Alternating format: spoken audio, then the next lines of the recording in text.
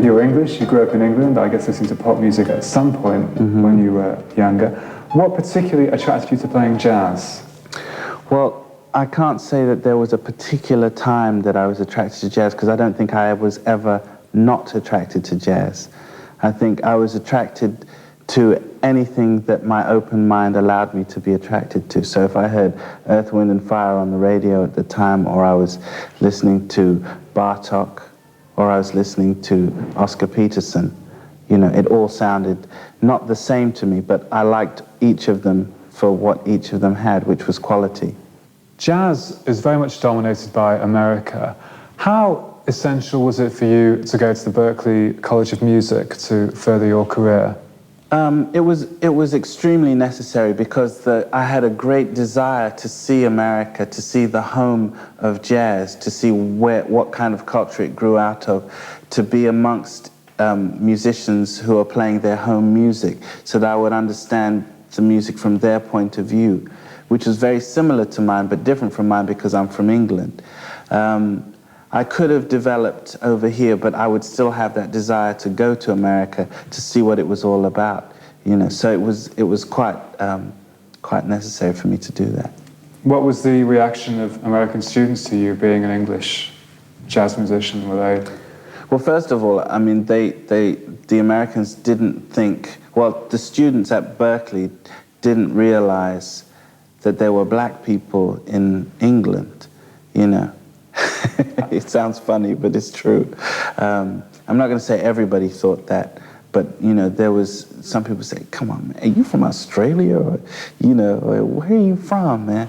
And I'd be like, I'm from London, you know, I'm English. And so, you know, there was a little bit of a culture adjustment that I had to make in trying to understand, you know, America, in that it's quite insular. And it can be insular because it's so large, whereas coming from England, it's much more world-based. We think more around the world because it's so small. So, you know, we have to. So, yeah, I mean, I made a cultural adjustment.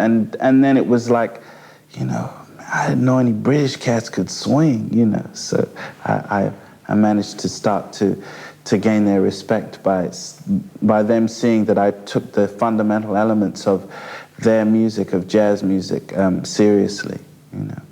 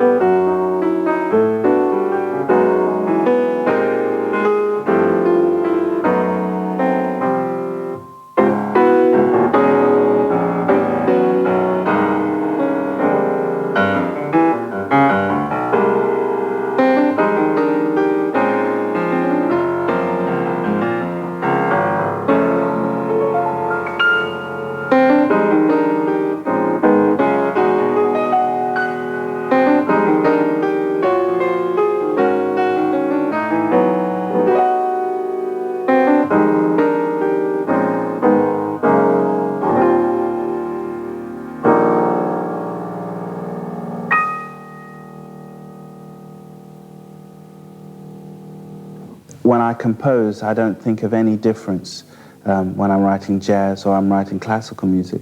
I believe that a jazz group could play the things that I specify for classical music, and I believe that classical people could play my jazz works. You know, I mean, I could develop it a little more so that to fill in the improvisational slot. But I don't really see a difference in the way I approach my composition because I'm using similar techniques. I mean, perhaps when I'm writing specifically jazz, I'm not thinking jazz, but you know, the idea of the swing behind it may influence me to write differently. But if I'm writing for an orchestra, I'm hearing the sound of the orchestra in my head and trying to write for that. The new album is called Reality. Why have you chosen this title particularly? Well, if you think about the title of my first record, which is The Language of Truth, that's talking about the language that jazz musicians learn to communicate with each other so we can get together and play, and that we have a link. And that's the language of jazz, the chord changes, the idea of swing, maybe the blues or certain tunes and things like that, repertoire.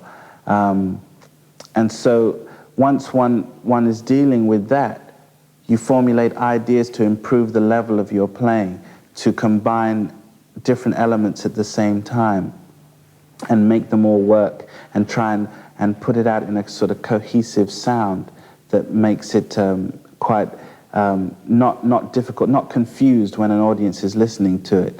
And by trying to achieve that, we're trying to make a reality those ideas, and that's why I've called the album Reality.